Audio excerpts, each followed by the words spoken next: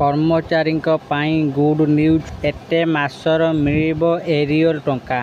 କେନ୍ଦ୍ର ସରକାରୀ କର୍ମଚାରୀମାନେ ଅଷ୍ଟମ ବେତନ କମିଶନ ଅଧୀନରେ ଏତିକି ମାସର ବକେୟା ଟଙ୍କା ପାଇପାରିବେ।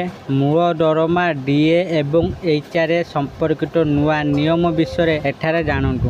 ଆସନ୍ତୁ ଜାଣିବା ଅଷ୍ଟମ ବେତନ କମିଶନର ଏହି ନୂଆ ଅପଡେଟ୍ ବିଷୟରେ। କେତେ ମାସର ବକେୟା ଏରିୟର ଟଙ୍କା ମିଳିବାକୁ ଯାଉଛି ଆସନ୍ତୁ ଜାଣିବା ଏହି ଭିଡ଼ିଓ ମାଧ୍ୟମରେ। ତେଣୁ ଭିଡ଼ିଓକୁ ଆରମ୍ଭ କରିବା ପୂର୍ବରୁ ଆପଣ ସମସ୍ତଙ୍କୁ ଅନୁରୋଧ, ଯେଉଁମାନେ ଏପର୍ଯ୍ୟନ୍ତ ଆମ ଚ୍ୟାନେଲକୁ ସବସ୍କ୍ରାଇବ୍ କରିନାହାନ୍ତି ଆପଣମାନେ ଏବେ ହିଁ ଆମ ଚ୍ୟାନେଲକୁ ସବସ୍କ୍ରାଇବ୍ କରନ୍ତୁ ଆଉ ଏହି ଭିଡ଼ିଓକୁ ବହୁତ ମାତ୍ରାରେ ଲାଇକ୍, ସେୟାର ଓ କମେଣ୍ଟ କରନ୍ତୁ। ତେବେ ଚାଲନ୍ତୁ ଡେରି ନ କରିକି ଆଜିର ଏହି ଭିଡ଼ିଓକୁ ଆରମ୍ଭ କରିବା।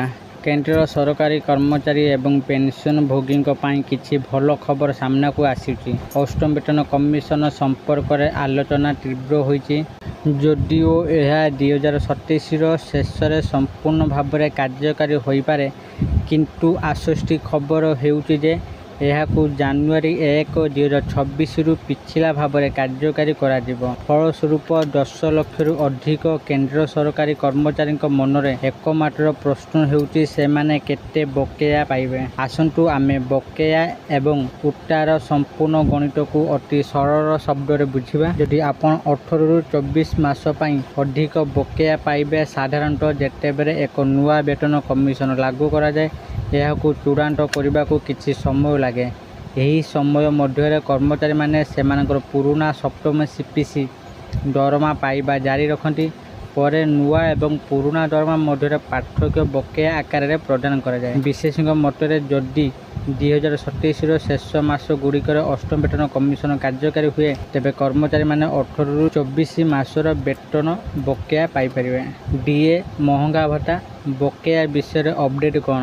ସଂଘ ସୂତ୍ର ଅନୁଯାୟୀ ନୂଆ ଦରମା ଲାଗୁ ହେଲେ ପ୍ରାରମ୍ଭିକ ଡିଏ 0%କୁ ପୁନଃ ସେଟ୍ କରାଯିବ। ତେଣୁ ଜାନୁଆରୀ ଏବଂ ଜୁନ୍ 2026 ମଧ୍ୟରେ କୌଣସି ପୃଥକ ଡିଏ ବକେୟା ପ୍ରଦାନ କରାଯିବ ନାହିଁ, କାରଣ ସେଗୁଡ଼ିକୁ ନୂଆ ଦରମାରେ ମିଶାଇ ଦିଆଯିବ। ତଥାପି ଜୁଲାଇ 2026ରୁ ବେତନ କମିଶନ ଲାଗୁ ହେବା ପର୍ଯ୍ୟନ୍ତ ଯେକୌଣସି ଡିଏ ବୃଦ୍ଧି ହେଲେ କର୍ମଚାରୀମାନଙ୍କୁ ପୁନଃ ପରିମାଣରେ ପ୍ରଦାନ କରାଯିବ।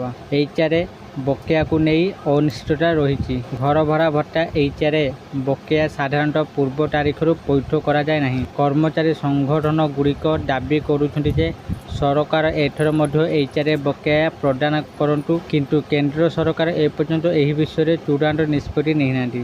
ସର୍ବନିମ୍ନ ମୌଳିକ ଦରମା 18,000 ଟଙ୍କାରୁ 69,000 ଟଙ୍କାକୁ ବୃଦ୍ଧି କରିବା ପାଇଁ ଦାବି। ଜାତୀୟ ପରିଷଦ ଏନ୍ସିଜେସିଏମ୍ ସରକାରଙ୍କୁ 51 ପୃଷ୍ଠାର ଏକ ସ୍ମାରକପତ୍ର ପ୍ରଦାନ କରିଛି।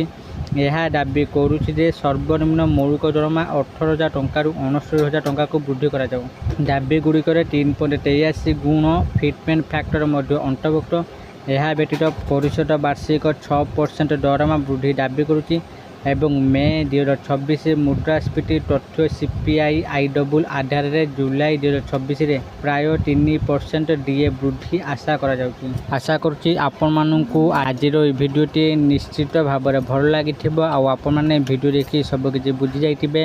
ଅଷ୍ଟମ ବେତନ କମିଶନରେ କେତେ ମାସର ବକେୟା ଏରିୟର ମିଳିବାକୁ ଯାଉଛି କେନ୍ଦ୍ର ସରକାରୀ କର୍ମଚାରୀମାନଙ୍କୁ ଆଉ ପେନ୍ସନଭୋଗୀମାନଙ୍କୁ। ଯଦି ଆପଣମାନଙ୍କୁ ଆଜିର ଏହି ଭିଡ଼ିଓଟି ଭଲ ଲାଗିଥାଏ ଦୟାକରି ଏହି ଭିଡ଼ିଓକୁ ବହୁତ ମାତ୍ରାରେ ଲାଇକ୍, ସେୟାର ଓ କମେଣ୍ଟ କରନ୍ତୁ। ଆଉ ଯେଉଁମାନେ ଏପର୍ଯ୍ୟନ୍ତ ଆମ ଚ୍ୟାନେଲକୁ ସବସ୍କ୍ରାଇବ୍ କରିନାହାନ୍ତି ଆପଣମାନଙ୍କୁ ଅନୁରୋଧ, ଆପଣମାନେ ଏବେ ହିଁ ଆମ ଚ୍ୟାନେଲକୁ ସବସ୍କ୍ରାଇବ୍ କରନ୍ତୁ। ଆଜି ପାଇଁ ଏତିକି, ପୁଣି ଦେଖା ହେବ ଆଉ ଏକ ନୂଆ ଭିଡ଼ିଓରେ। ସେତେ ପର୍ଯ୍ୟନ୍ତ ମୁଁ ଦୀପୁ ଆପଣମାନଙ୍କର ବିଦାୟ ନେଉଛି। ରହୁଛି, ଧନ୍ୟବାଦ।